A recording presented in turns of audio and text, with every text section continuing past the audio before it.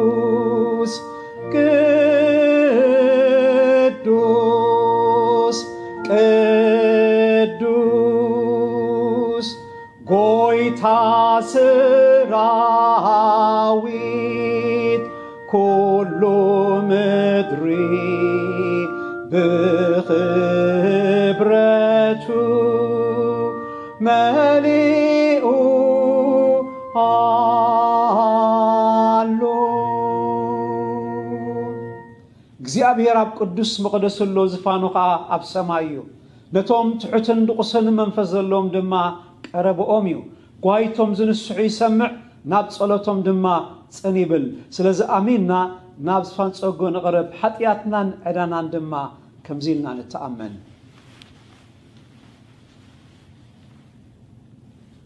ወኣምላኽ ከም ሳህልኻ መሓረኒ፣ ከምቲ ዓብዪ ርሕራሕኻ ኣበሳይ ደምስስ። ካብ ኣበሳይ ኣጸቢቕካ ሕጸበኒ፣ ካብ ሓጢኣተይ እውን ኣጽርየኒ። ኣነ ኣበሳይ ይፈልጥ ኣለኹ እሞ ሓጢኣተይ ኩሉ ግዜ ኣብ ቅድመይ እዩ። ኣነ ንኣኻ ጥራይ በደልኩ፣ ኣብ ቅድሜኻ እከይ ገበርኩ። ገጽካ ካብ ሓጢኣተይ ይከውሎ፣ ንብዘሎ ኣበሳይ እውን ደምስሶ። ወኣምላኽ ጽሩይ ልቢ ፍጠረለይ፣ ጽኑዕ መንፈስካ ኣብ ውሽጠይ ሓድስ። ካብ ገጽካ ይትደርብየኒ፣ ቅዱስ መንፈስካ እውን ኣይትግድፈኒ። ሓጎስ ምድሓንካ ምለሰለይ፣ ብፍቓደኛ መንፈስ እውን ደግፈኒ። መሓሪ ኣምላኽ ንኹሉኻ ለዋህ ዝኾንካ ኣቦ፣ ጸጋኻ ካብ ወለዶ ንወለዶ ይነብር። ንስኻ ዕጉስን ጸዋርን ኢኻ። ንዝንስሑ ዘበሉ ኩሎም ከዓ በደሎምን ሓጢኣቶምን ይቕረ ትብለሎም። ሕጂ ድማ ኣብ ለውሃትካ ናብ ህዝብኻ ርአ፣ ልማኖ ድቃኻ ድማ ስማዕ። ንሕና ኣበስና ሓጢኣት ገበርና፣ ብዛዕባ እዚ ከዓ ፍቕርኻን ጽቡቕ ግብርኻን ዘይግባኣና ኾንና። ንኣኻ በደልና፣ ኣብ ቅድሜኻ ክፉእ ገበርና። ግና ከመሓረና እምበር ከም ዓመፅና ይትኺደና። ወእግዚአብሔር መድሓኒና፣ ስለ ስምካ ኢልካ ርድኣናን ኣድሕነናን። ኩሉ ሓጢኣትና ኻ ይቕረ በለልና። መታን ካብቲ ሓጢኣት ዝመልኦ ንብረትና ክንምለስ እሞ ብወድኻ ብኢየሱስ ክርስቶስ ጎይታና ከኣምሳኻ ናይ ዘለዓለም ህይወት ክንወርስ ጸጋ መንፈስ ቅዱስካ ሃበና። ኣሜን።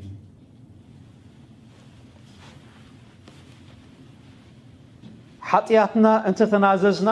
ንሓጢኣትና ይቕረ ክብለልና፣ ካብ ኩሉ ዓመፃውን ከንጽሓና እሙንን ጻድቕን እዩ። ኣሜን።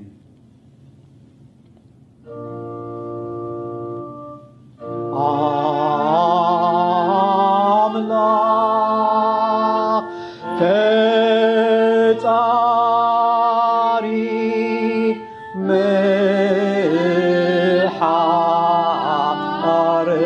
መሓረና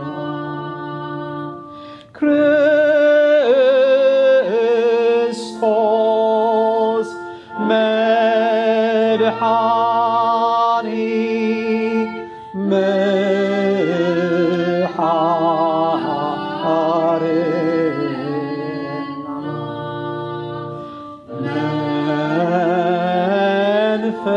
መንፈስ ቅዱስ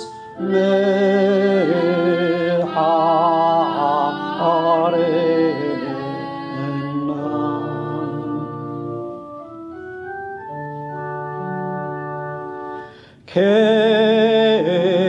ክብሪ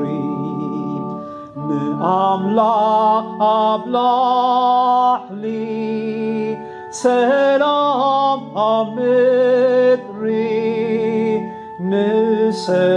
ንሰባት ስምረቱ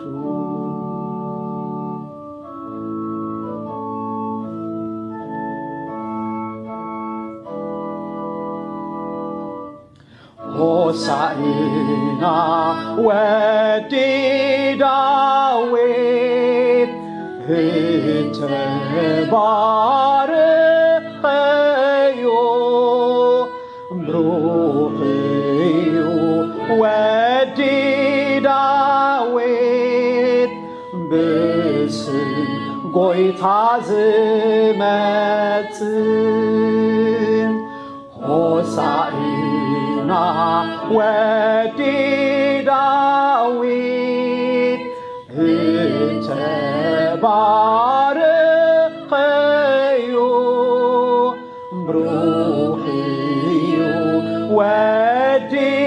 ዳዊት ብስም ጎይታ ዝመጽእ ሆሳዕና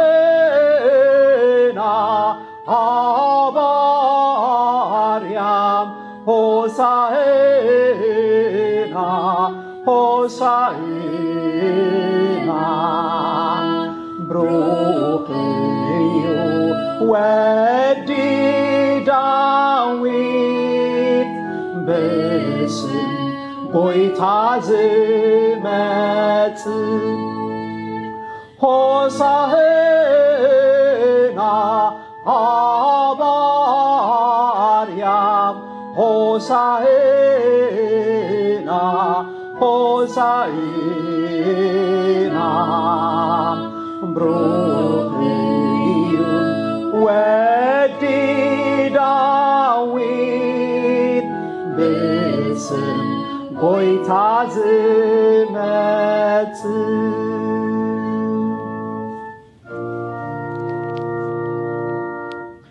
አምላኽ ንስሓትኩም ይኹን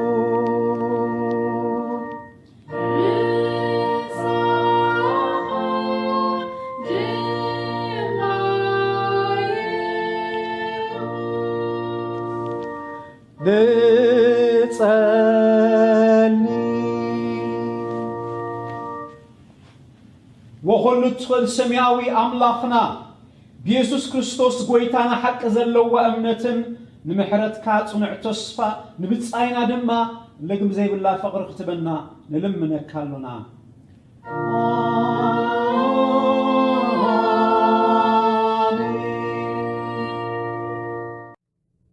ልቦም ናብ እግዚአብሔር አልዕሉ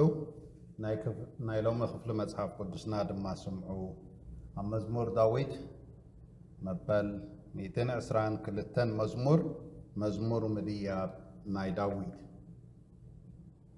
ናብ ቤት እግዚአብሔር ንኺድ ምስ በሉኒ ተሓጐስኩ ወየሩሳሌም ኣጋርና ኣብ ደጌታትኪ ቆይመን ከለዋ ኣቲ የሩሳሌም ከም ንሓድሕዳ እተጋጠመት ከተማ ተሃነጽኪ እቶም ዓሌታት ናይ እግዚአብሔር ዓሌታት ከምቲ ምስክር እስራኤል ንስም እግዚአብሔር ክውድሱ ናብኣ ይድይቡ ኣብ ዝፋናት ፍርዲ ዝፋናት ቤት ዳዊት ተነቢሩ ኣሎ ንየሩሳሌም ሰላም ለምኑላ እቶም ዘፍቁርኺ ክለምዑ እዮም ኣብ ውሽጢ መካባብያኺ ሰላም ኣብ ውሽጢ ኣዳራሻትኪ ኸዓ ልምዓት ይኹን ስለ ኣሕዋተይን ብጾተይን ሰላም ይኹነልኪ እብል ስለ ቤት እግዚአብሔር ኣምላኽና ኢለ ሰናይኪ እደሊ ኣለኹ እዚ ቃል እግዚአብሔር ሓቢርና እምነት ክርስትናና ከምዚልና ንተኣመን ንሕና ኩሉ ብዝኽእል እግዚአብሔር ኣቦ ፈጣር ሰማይን ምድርን ንኣምን ኣሎና ንሕና ብሓደ ወዲ ብጎይታና ኢየሱስ ክርስቶስ መንፈስ ቅዱስ ተጠንሰ ካብ ማርያም ድንግል ተወልደ ብዘበን ጶንጢዮስ ጲላጦስ ሓሳረ መከራ ጸገበ እተሰቕለ ዝሞተ እተቐብረ ናብ ሲኦል ዝወረደ ብሳልሰይቲ መዓልቲ ካብ ሙታን ዝተንስአ ናብ ሰማይ ዝዓረገ ኣብ የማን ኩሉ ዝኽእል እግዚአብሔር ኣቦ ድማ ኮፍ ዝበለ ካብኡ ኸዓ ንህያዋንን ንሙታትን ክፈርድ ዝምለስ ንኣምን ኣሎና ንሕና መንፈስ ቅዱስ ብሓንቲ ቅድስን ሐዋርያት ቤተ ክርስቲያን ብሕብረት ቅዱሳን ብሕድገት ኃጢአት ብትንሣኤ ሙታን ብሕይወት ዘለዓለም ንኣምን ኣሎና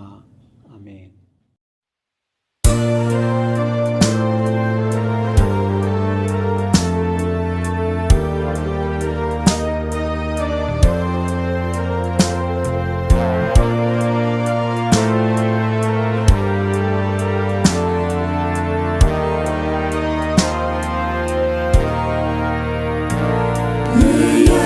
ኢየሱስም ይሁን ስብሐት ጭፍራ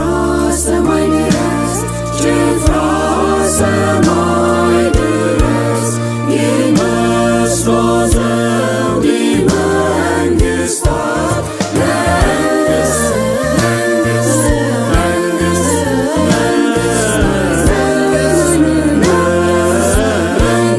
ናይ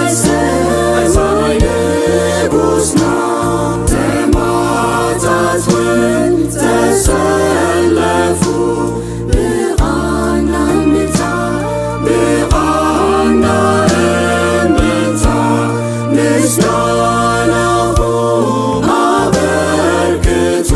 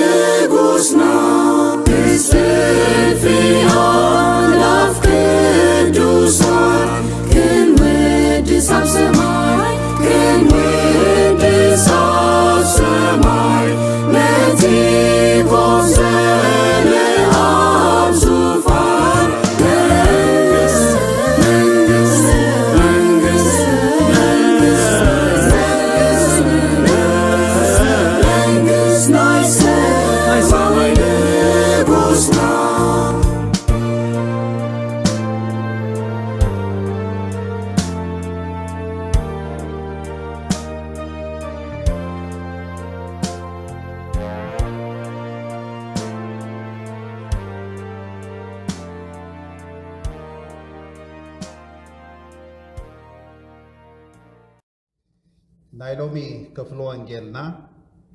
ኣብ ወንጌል ማቴዎስ መበል 24 ምዕራፍ ካብ ፍቕዲ 36 ክሳብ 44 ብስም እግዚአብሔር አቦን ወድን መንፈስ ቅዱስን ሓደ አምላክ ከምብቦ እየ። ስለ እታ መዓልቲ እቲኣን ስለ እታ ሰዓት እቲኣን ግና ብዘይ ኣቦ በይኑ መላእኽቲ ሰማይ እንተኾኑ እኳ ወይስ ወዲ ዝፈልጣ የልቦን። ከምቲ ብዘመን ኖህ ዝኾነ ምጽኣት ወዲ ሰብ ከዓ ከምኡ ክኸውን እዩ። ከምቲ ብቕድሚ ማያሂ ዝነበረ ክሳዕ እታ ኖህ ናብ መርከብ ዝኣተወላ መዓልቲ ይበልዑን ይሰትዩን የእትውን የተኣታትውን ነበሩ እሞ ማያሂ መጺኡ ንኹሉ ክሳዕ ዘጥፍእ ኣይፈልጡን። ምጽኣት ወዲ ሰብ ድማ ከምኡ ክኸውን እዩ። ሽዑ ክልተ ኣብ ግራት ክኾኑ እዮም፣ እቲ ሓደ ክውሰድ እቲ ሓደ ከዓ ክሕደግ እዩ። ክልተ ኣንስቲ ኣብ መጥሓን ክጥሕና እየን፣ ሓንቲ ክትውሰድ ሓንቲ ድማ ክትሕደግ እያ። ስለዚ ጎይታኹም በየነይቲ ሰዓት ከም ዝመጽእ ኣይትፈልጡን ኢኹም እሞ ንቑሑ። ግና ከየፍለጡ በዓል ቤት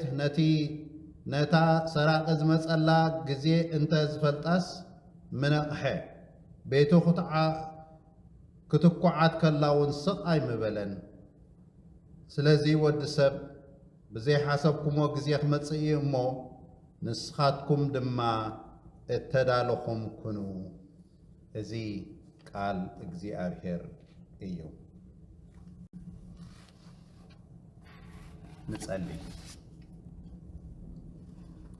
بسم እግዚአብሔር አቦን ወድን መንፈስ ቅዱስን ሓደ አምላኽ ቅዱስን ዘላለማዊ ዝኾንካ እግዚአብሔር አምላኽና ክብሪ ምስጋና ዕብየት ንዓኻ ይኹን ንዓና ንደቅኻ ኩሉ ሳዕ እትሓለ አምላኽ ብዘድልየና እዋን ድማ ወሎህ አምላኽ ኣብ ኩሉ ዘድልየና ንስኻ እትምላኣልናን እትድግፈናን ንደቅኻ ድማ ኩሉ ሰናይን ጽቡቕን እትሓለ አምላኽ ስለ ዘለኻና ነመስግነካ ኣለና ሕጂ እውን ስለ ዝሓለኻልና ኢኻ ከምዚ ዝኣመሰለ መኣዲ ሰሪዕካልና ዘለኻ እሞ ንእግዚአብሔር አምላኽና ብመንፈስ ቅዱስካ ጌርካ ክትምህረና ንልብናን ንኣእምሮናን ድማ ንስኻ ክትከፍት ኣብዚ ክፉእ ናይ መወዳእታ ዘበን ድማ ወሎህ አምላኽ ኩልና እተዳለና መታን ክንከውን ክነቅሕ ርዳእና ኩሎም ወሎህ አምላኽ ንዓኻ ዝደልዩን ዝጸምኡን ከምቲ ዝደልዩኻን ዝጸምኡኻን ዘበለ ወሎህ አምላኽ ንስኻ ክትረድኦምን ክትድግፎምን ንልምን ኣለና ንቓላትካ ንስኻ ባርኮ ንህዝብኻ ባርኽ ንዓይኒ ዘይጠቅም ባርያኻ ድማ ደገኸና ፍሬ ቅባእ بسم እግዚአብሔር አቦን ወድን መንፈስ ቅዱስን ሓደ አምላኽ አሜን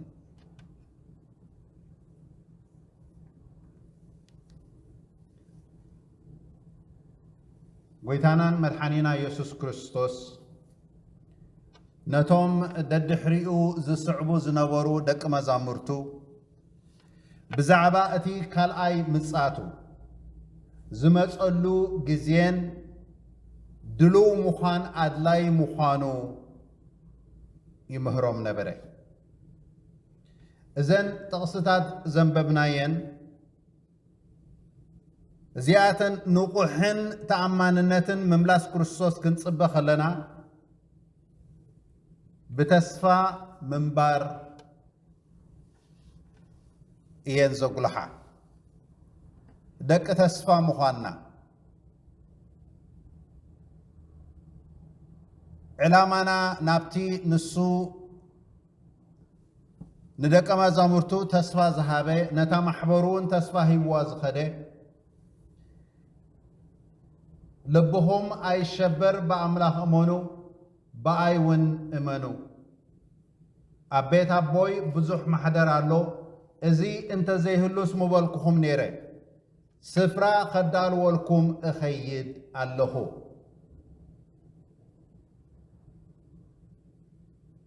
ስፍራ ኣዳልየ ድማ ክምለስ እየ ተመሊሰ ድማ ናብቲ ዘዳለኽዎ ቦታ ክወስደኩም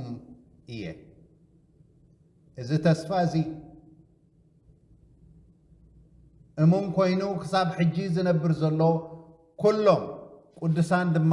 በዚ ተስፋ እዚ እዮም ዝነብሩ ስለዚ ደቀ ተስፋ ምዃንና ጉያና ንኾንቱ ከም ዘይኮነ ኣሚንና ክንቅጽል ኣብ ዓለም ጸበባ ከም ዘለና ግና ከንታይ ኢሉ ኣጀኹም ኣነ ንዓለም ስዒረያ እየ ነዚ ተስፋ እዚ ሒዝና ኢና እንጓዓዝ ዘለና ምናልባት እዚ ተስፋ እዚ ዝደንጎየ ዝመስሎም ብዙሓት ሰባት ክህልው ይኽእሉ ይኾኑ ግና ኸየ ከምቲ ሐዋርያ ጴጥሮስ ዝበሎ ምድንጓይ ናቱ ምምጻእ ብዙሓት ናብ ምድሓን መታን ክመፁ እዮም ተባሂሉ ለዚ ናተይን ናትኩም ተስፋ ዝደንጎየ ኣይኮነን ግና ኸ ኣብ መዓልቱን ኣብ እዋኑን ኣብ ግዚኡን ክመጽእ ምዃኑ በዚ ተስፋ እዚ ንነብር ኣሎና نزوم دك مزامرتو معاس مخانو نجرنا نسنتاي لوم معاس كم زملس زفلتا ولا حدا اقوا يلبون ملاخ تخونه ولد اون انت خونه اي فلطانيو من طراحي زفلطا ابو طراحي زفلطا يسوس نمصاتو ود سب مستي سبات بزعبا اتي انطلطيلو زنبره ماي ايهي كيف لطو نبر نبرኦም እናገበሩ خلو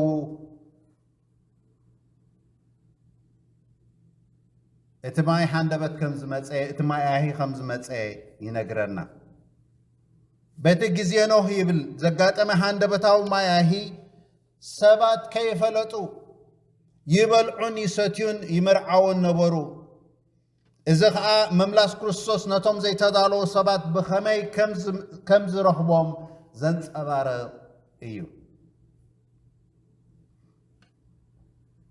نعين نعهاتكم من دمارك اكزيابير اتي لعلاونة أملاخ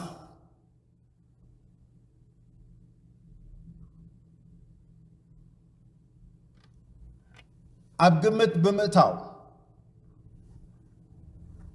إذي قمتاو زي كونس قناخي مبسعة مخانو بمبسعة كريستوس بمتأممان ننبر كم زلنا زملكت إيو لعول زخواني أملاخ بحريو كم نايسب زيك إير قناخي أبتزبولون زقبرون أمون زخاني أملاخ إنا أنقلقل إذا ما نتوم آمن تتايز بالزلو تدالو مملاسنا كريستوس هند بتاوي أبزي تصبحهم مؤوان سبات كابز بحال دروخ اندز عمد حاليفون ديو قناخي نتزبولو زقبر أملاخ مبصعو زيت ألم دك تسفى مخانا دما كنستبهل إجبانا زي تفلتت معالتن ساعتن نو مركب كسرح كله انتاي تقبر الله እግዚአብሔር አዘዘኒ ሰሐዎ አባጨውሉ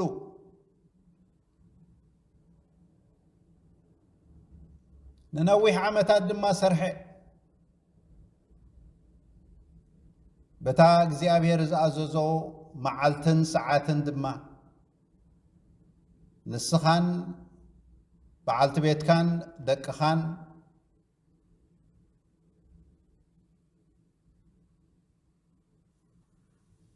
كلهم نابتا مركب تو شمونت نفسات راح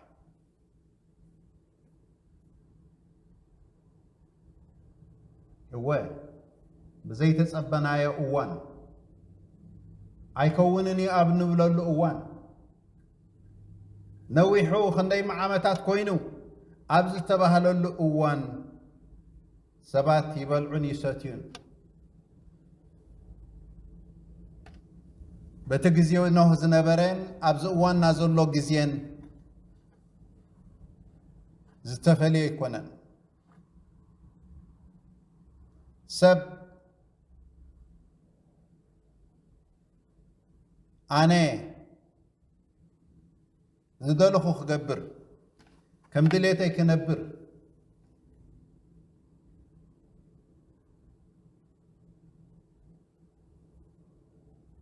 أبز بحالة أوان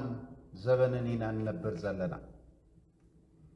أملاحنا عين عهاتكم من جني حجز إذن نريو زلنا خنتات أب عالمنا نعين عهاتكم من نمتن قطع نمدالوي نخوخوننا اتجزي كابت مالي لو مخمز قرب كابلو من صباح كم اتقرب تدالينا خنصنح أبتي እግዚአብሔር ዝበሎ ኣብ ቃሉ ኣሚንና بእምነት ክንነብር ጎይታ ንዓይን ንዓኻትኩምን ይሓግዘና ዘይተፈልጠት መዓልትን ሰዓትን ክትመጽእ እያ እንታይ ኢልና ኣብቲ ፍቕዲ 41 ንቑሓት ክንከውን እዩ ትጻውዒት ቀሪቡ እንታይ ዝብል ክልተ ሰባት እቲ ሓደ ክውሰድ ከሎ እቲ ካልኣይ ክኸይድ ከሎ መዓልቲ ዕዮታትን ይዓዩ ነበሩ ይብለና እታ መዓልቲ እቲኣ ምስ መፀት ዘይተጸበኻዮም ምክፍፋል ክኸውን እዩ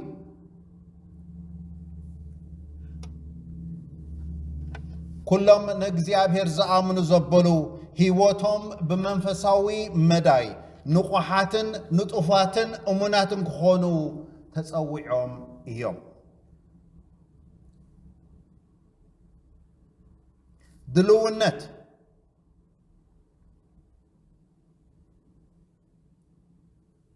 ካብ ናይ ጥምቀት እምነት ደኣ እምበር ካብ ግብሪ ኣይኮነን ኣብ ንቡር ህይወት እዩ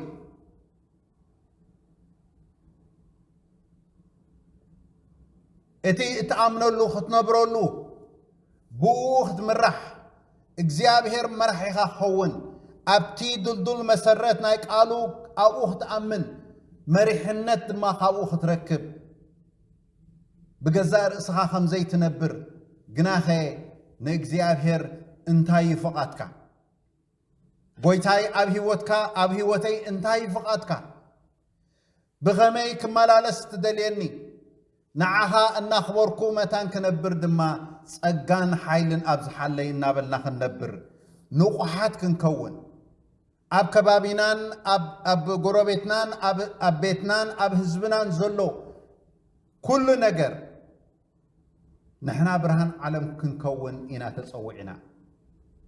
ስለዚ እግዚአብሔር ኣምላኸይ ከምቲ እትደልየኒ ብርሃን ደኸውን ኣለኹ ከምቲ ንስኻ ኣብ ህይወተይ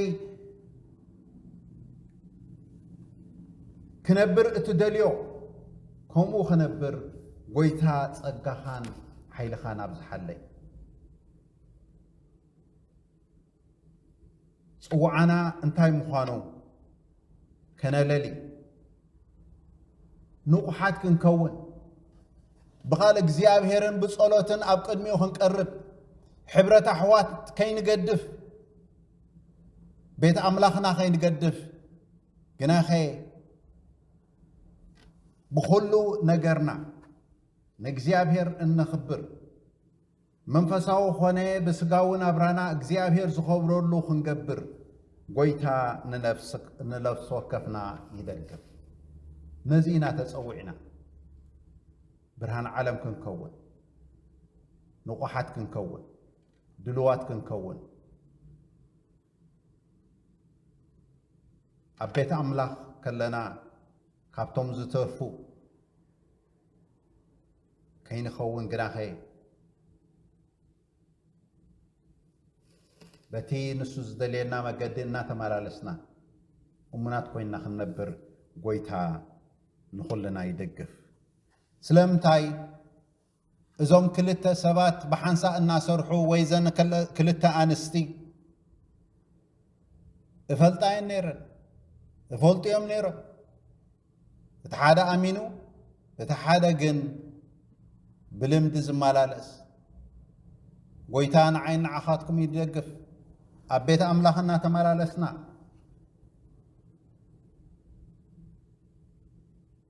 ነቲ ንሱ ዝደልዮ ክንገብር እሙናት ክንከውን ነቲ እንፈልጦ ሓቂ ክንዛረበሉ ንዑ ኢና ተጸውዕና ስለዚ ጎይታ ብኸምዚ እዩ ዝደልየና ዘሎ ንዓይን ንዓኻትኩምን ጽውዕኡ ኣብዚ ሕማቕ ዘበን እዚ ደቂ ብርሃን ክንከውን እንታይ ዝብለና ጎይታ ዘይተፈልጠ መዓልትን ሰዓትን ከም ዘላ ንቑሓት ንኽንከውን ዝቐረበ ጻውዒት ሕጂ እውን ድልውን እሙንን ኩን እዩ ዝብለና ዘሎ ኢየሱስ ንሰዓብቱ ንቑሓት ክኾኑ ድልዋት ክኾኑ ኣዚዝዎም እዩ ከመይሲ ዝመፀሉ ሰዓት ኣይትፈልጥዎን ኢኹም ስለ ዝበለ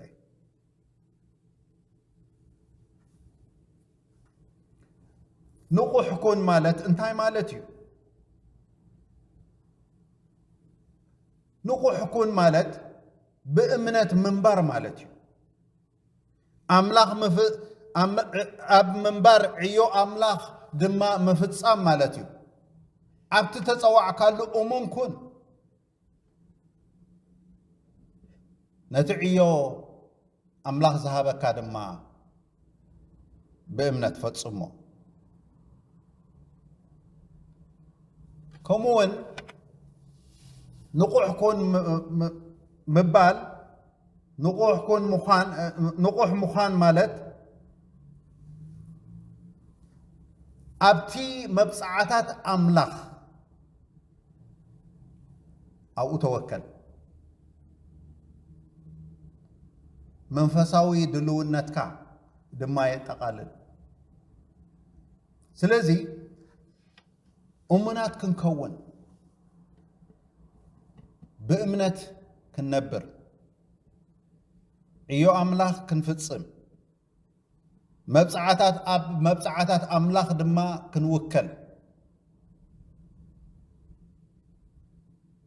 ብኩሉ መንፈሳዊ ህይወትና ድማ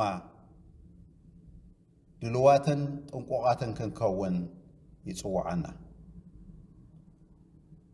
ኣብቲ ድልውን እሙንን ነፍስ ወከፍና ኣብ ኣባይትና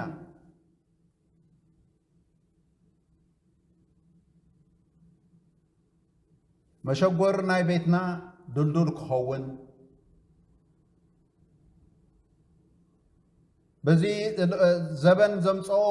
ቴክኖሎጂ ድማ ካሜራታት ክንገብር መን ከም ዝመፀን መን ከም ዘይኣቶ መን ከም ዝመፀን መን ከም ዝወፅን ከም ዝኣቱን ከነስተብህል ኣብ ገዛኻ ከየለኻ ኣብታ ዘለዋና ቴሌፎን ኮይንካ መንጭር ከም ዘበለ መን ከም ዝኩሓኩሐ እትርእየሉ ቴክኖሎጂ በፂሕና ኣለና ክሳዕ ክንድዚ ጥንቁቃት ካብ ኮና ቤትና ከይስረቕ ኣብ ቤትና መን ይመፅዩ መን ዝኩሕኩሕ ዘሎ ነዚ ንምፍላጥ ብዙሕ ገንዘብ ኣውፂኻ ንቤትካ ካብ ሓለኻ ነቲ ናይ ዘለኣለምነት ከመይ ድልውን እሙንን ኢኻ ከመይ ትጥንቀቐሉ ኣለኻ ከመይ ንጥንቀቐሉ ኣለና ነዚ ምድራዊ ቤትና ነዚ ጽባሕ ገዲፍናዮ እንኸይድ እኳ ከምዚ ካብ ተጠንቀቕናሉ ነቲ ናይ ዘለኣለምነት መንፈሳዊ ህይወትና ከመይ ንጥንቀቐሉ ኣለና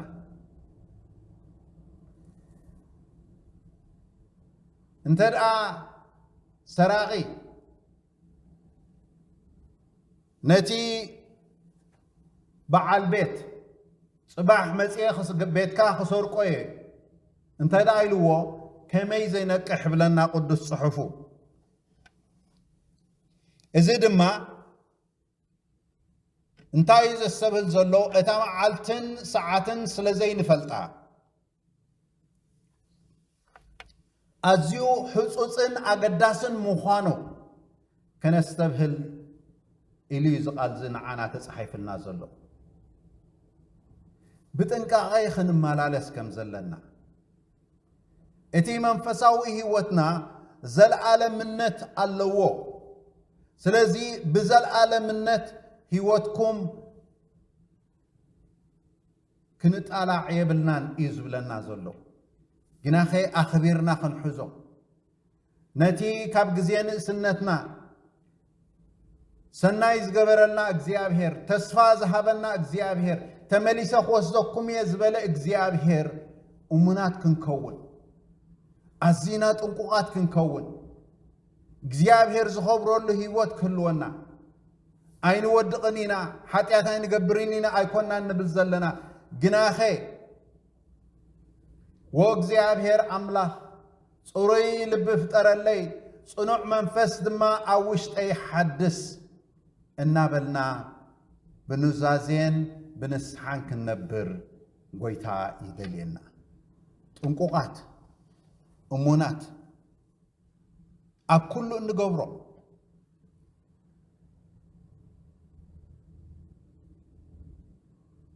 سبعي رئننيو النابلكا اغزيابير كم زرئي مرسع أب كل سرحنا أب هيوتنا تنقوغاتن أموناتن كنكون اغزيابير كل سع زرئي أملاخ زقدس أملاخ باين باهاتكمن سلز تقدسي سماي قدفو أم مدري مسيو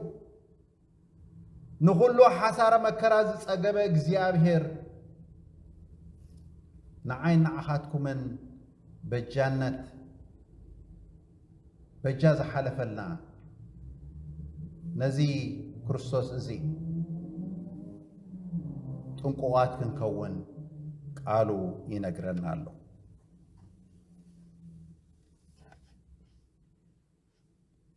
أنا نسخاتكم من نتن فلطة حكي بأمنات بتسقى مصداء كم زلو خنا بسر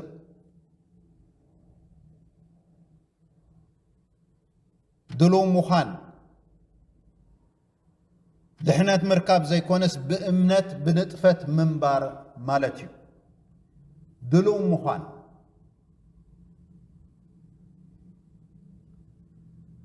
سلازي نتاتصقى بأمنات بتصقى يخم زدحانكم زبلو قالوا نعو خنا بسر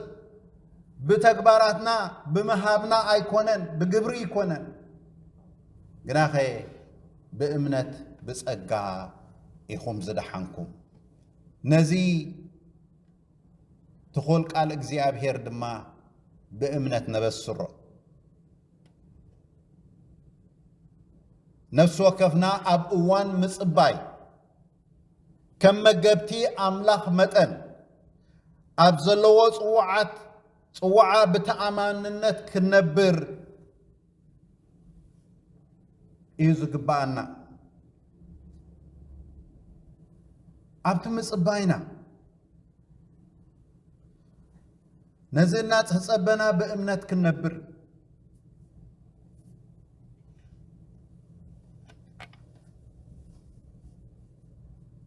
إتي ممسا كريستوس حبو أقوى أنتو خونه قناخي أم مملاس كريستوس زركب مصننا عن تسفان نبسر من البات لو ميز وقح يمثلين خول قناخي صباح كوقح مخانو نبسر كناتات نايز عالم إنا خفأ يخيدو كوان تلو قناخي تسفى خمزلو نبسر كم زي إلو كم زي كتصل قناخي اقزياب هير ندبقو تسفى زهابو قالو إذا مدراو بيت زي مستود سماياوي بيت كم زلنا نفسو كفنا بزعبا العلاونت أملاخ صقا أملاخ أدلاينت أمون كاين كان منبر كمون أم مملاس كريستوس تسفهم زلو كنا بسر صوعات مخانا كنزنقع عيقباءنا لذي اتنقول قلو أملاخ لعول أملاخ مخانو فتاري سماي مدرن مخانو كله أبتحتيو مخانو اتزاي قبأنا كم زهابنا أمونات كنكون كم زصوعنا نسوخ ملس مخانو دما تسفا خمزلنا كنبسر أنا نسخاتكم من تسوعنا لنا سلازي قويتا بقالو خمزي بلنا له وانا نجزيون عيد فلطوانيهم جناخي أمونات كوينكم نوقحات كوينكم نبارو ኣብቲ ቃለይ ጽንዑ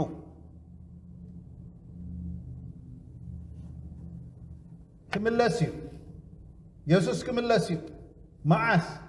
ኣብቲ ንሱ ዝበሎ በዚ ተስፋ እዚ ክንቅጽል እግዚአብሔር ደቂ ተስፋ ምዃንና ምናልባት ኩነታት ተሸግር መስል ኸውን ወቃሉ ነጊርና እዩ መምላስ ክቐርብ ከሎ ኩሉ ኩነታት እናኸፍአ ከም ዝኸይድ ውግእ ወረ ውግእ ከም ዘሎ ሃገር ንሃገር ከም ትበኣስ ከም ውግእ ከም ዘሎ ማዕበል ወሓይዝ ኩሉ ከም ዘሎ ምንቅጥቃጥ መሬት ከም ዘሎ ኩሉ ድማ ንርኢ ኣለና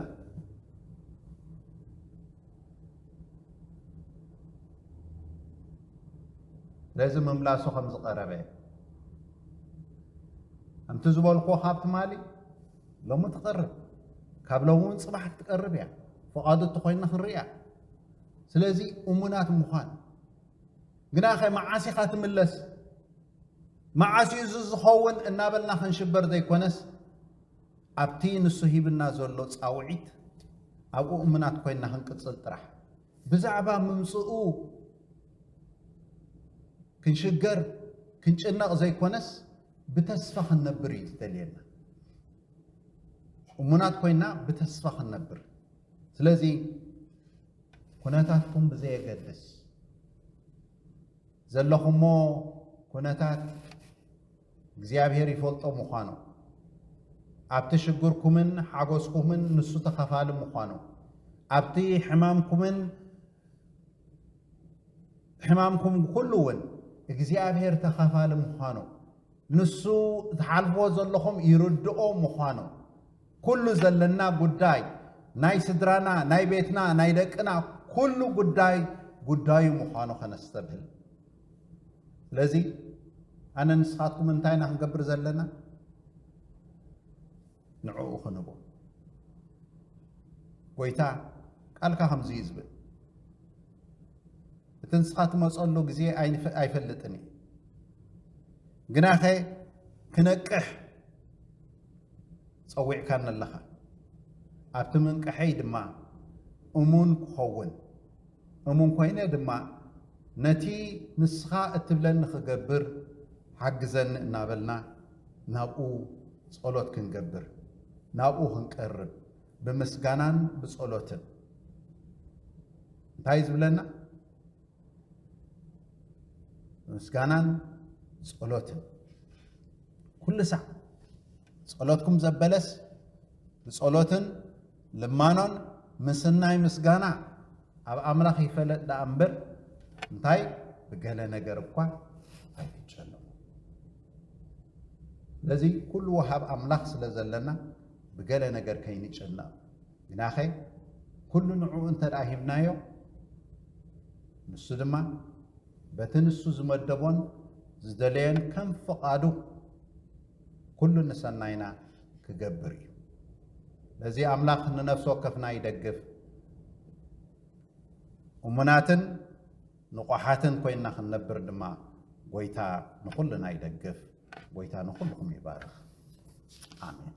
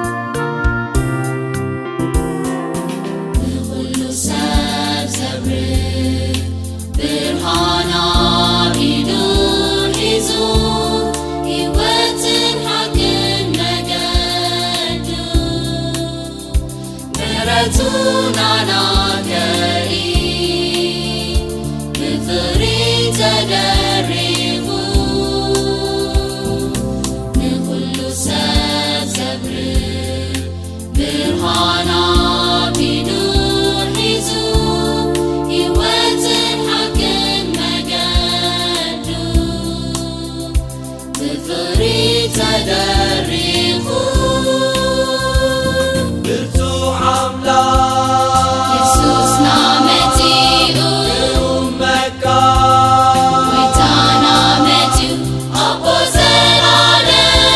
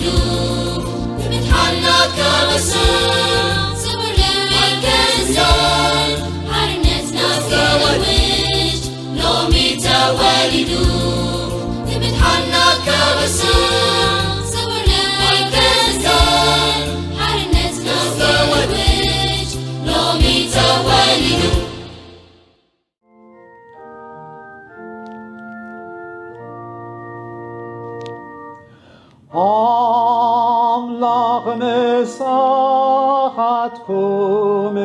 ይኹን።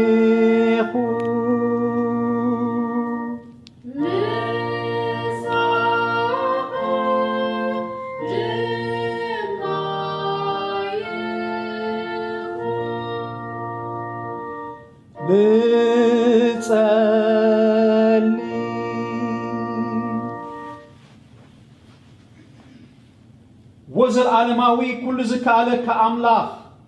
ናይ ኩሉ ፈጣርን ሓላውን ናባኻን ምህለል ኣሎና ስለ ኢየሱስ ክርስቶስ ኢልካ መሓርና ሓጢኣትና ውናይ ትዘክር ብመንፈስ ቅዱስካ ቀድሰናን ንገሰናን ከም ቃልካ ብቅዱስ ኣካይዳ ክንመላለስ ብጸጋኻ ርድኣና ንቤተ ክርስቲያንካ ብቃልካን ብቅዱሳት ምስጢራትካ ኣክባ ኣጽንዓያን ሓልዋን ነቶም ብጸልማትን ሞትን ዕረትን ተኣሲሮም ዘሎ ኩሎም ኣሕዛብ መሓሮም ብርሃንን ህይወትን ክረኽቡኻ ዘድሕን ጸጋኻ ብወንጌል ሃቦም ንቅዱስ ስምካን ንኽብረትን ኢልካ ንሕና ኩሉናውን ብድሓን ክንነብር ንኩሎም መራሕቲ መንግስቲ ባይቶ መንግስቲ ዘበሉ ኩሉ ክትባርኽ ንጸልይ ኣሎና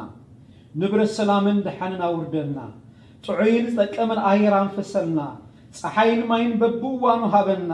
ኩሉ ግብርና ቅኑዕን ጽቡቕን ክኸውን ምኽሪ ክርስትና ሓብረልና ዘረ ምድርና ኩለልና ናፍሬልናን ግቡእ ግብሪ ጥበብን ጽቡቕ መነባብሮን ባርኸልና ነቶም ንዕዮ ማሕበርና ከቕንዑ ዝእከቡ ኩሎም ባርኽ እቲ ምእካቦም ከዓ ንኽብርኻን ንምዝርጋሕ መንግስትኻን ክጠቅም ኣስምረሎም ወትሩ ዝእከቡ መኻሮ ቤተ መንግስቲ ባርኮም ሓሳቦም ንኽብሪ ስምካን ንምስልጣን ሃገራትን ክኸውን ብፍርሃትካን ብጽቡቕ ስምምዕን ኣስልጠሎም ወእግዚአብሔር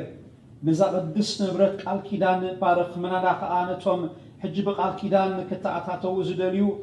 ባርኮም ኪዳን ጥምቀቶም ንዝሕድሱ ንዝቆርቡን ብምሕረትካ ረኣዮም ፍልጠት ክርስትናን ተጉላባ ዘይብላ እምነትን ዓድሎም ናይ ሓቂ ተማሃሮኻ ኮይኖም ወርትግበት ሓቂ ዝመልኦ መገድኻ ከመላለሱ ከዓ መርሓዮም ንኩሎም ሕሙማትን ድኻታትን ዓቕሎም ንዝጸበቦም ናብ ሞት ዝቐረቡን ኣርህወሎም ንዘኽተማትን መበለታትን ብለውሃትካ መሃዘሎም ግዜ ሞትና ምስ በጽሐ ርድኣና ድሕሪ ሓላፊት ህይወትና ከዓ ብጎይታና ኢየሱስ ክርስቶስ ናይ ዘለዓለም ብጽና ኣማቕለና ሓቢርና ከም ትቦና ዝመሃረና ከምዚ ኢልና ንጸልይ ኣብ ሰማያት እትነብር ኣቦና ስምካ ይቀደስ መንግስትኻ ትምጻእ ፍቓድካ ከምቲ ኣብ ሰማይ ከምኡ ከዓ ኣብ ምድሪ ይኹን ናይ ዕለት እንጀራና ሎሚ ሃበና ንሕና ንዝበደሉና ከም ዝሓደግናሎም በደልና ሕደገልና ካብ ክፉ ኣድሕነና እምበር ኣብ ፈተና ኣይተእትወና መንግስትን ሓይልን ክብርን ዘለዓለም ናትካ እሞ ኣሜን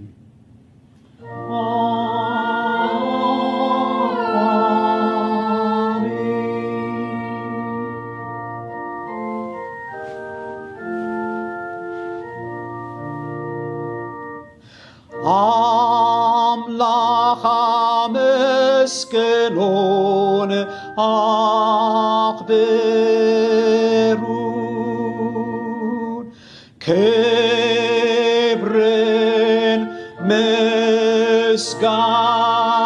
ምስጋናን ንዑ ይኹን ሃሌሉያ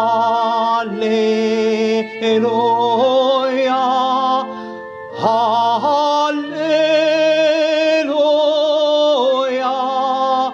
ሃሌሉያ